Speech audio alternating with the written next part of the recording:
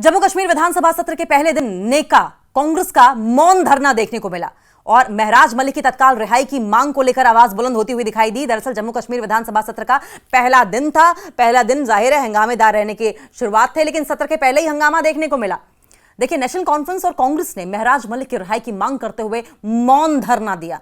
मौन धरना देकर एक अलग तरह का मैसेज देने की कोशिश की। दोनों दलों ने महराज मलिक को बिना कारण हिरासत में रखने का आरोप लगाया और सरकार से उन्हें तत्काल रिहा करने का आग्रह किया है।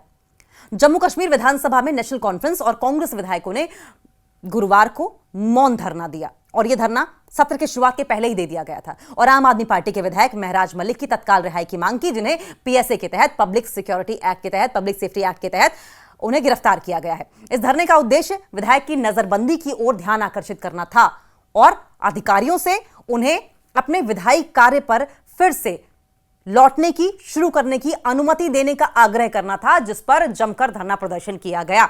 और इस पर तनवीर सादिक ने मीडिया कर्मियों से भी बातचीत की और सादिक ने मीडिया कर्मियों से बातचीत करते हुए नेशनल कॉन्फ्रेंस के विधायक ने कहा कि महराज मलिक एक चुने हुए प्रतिनिधि हैं, एक इलेक्टेड रिप्रेजेंटेटिव हैं जनता के।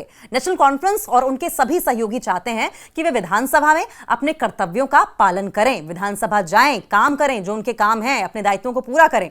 लोकतंत्र में सबसे महत्वपूर्ण जवाबदेही ये होती है कि लोग अपने प्रतिनिधि का चुनाव करें और उन्हें अपनी जिम्मेदारियां निभाने में सक्षम होना चाहिए।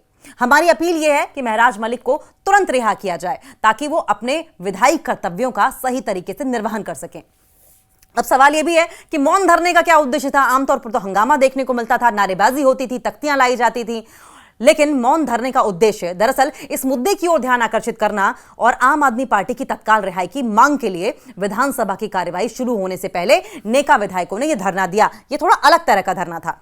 विधायकों का यह कहना था कि हम ये मौन धरना दे रहे हैं ताकि महराज मलिक अपने लोगों का प्रतिनिधित्व कर सकें और सदन में जो भी उन्हें जिम्मेदारियां दी गई हैं, उनकी जो जिम्मेदारियां हैं, उन्हें निभा सकें।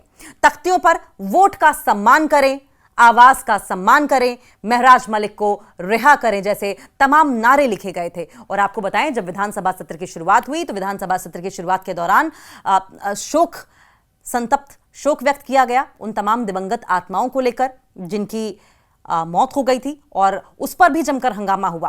किसी के नाम शामिल न होने पर बाद में नाम इंक्लूड किया गया और उस पर मुख्यमंत्री उमर अब्दुल्ला की ओर से कहा गया, ये सफाई दी गई कि आज का जो सेशन था वो शोक जो आत्माएं हैं उनके लिए ये डेडिकेट किया गया था। लेकिन अब मंडे से, अभी के लिए कार्यवाही स्थगित कर दी गई है, लेकिन मंडे से ये जो सत्र की कार्यवाही है वो सुचारू रूप से चलाई जाएगी। तमाम ऐसे मुद्दे होंगे जिसमें नियमितीकरण का मुद्दा होगा, बिजली पानी का मुद्दा होगा, आपदाग्रस्त इलाकों के विकास का मुद्दा होगा, इन पर बातचीत होगी। और इसके साथ साथ मुख्यमंत्री उमर अब्दुल्ला ने विधानसभा बाइपोल इलेक्शंस को लेकर, साथ साथ राज्यसभा चुनावों को लेकर भी ये भरोसा जताया है कि जो चुनाव हैं वो एनसी ही जीतेगी। खासकर राज्यसभा की जो 4 सीटें हैं वहां पर एनसी ही चुनाव जीतेगी। और बाइपोल इलेक्शंस को लेकर भी मुख्यमंत्री उमर अब्दुल्ला की ओर से भरोसा जताया गया है कि चुनाव जो है वो दोनों ही सीटों पर बाइपोल इलेक्शंस में ही नेशनल कॉन्फ्रेंस जीतेगी। वहीं फारूक अब्दुल्ला ने यह क्लैरिटी देते हुए कहा है कि नेशनल कॉन्फ्रेंस और कांग्रेस की पार्टी के बीच में सब कुछ ठीक चल रहा है।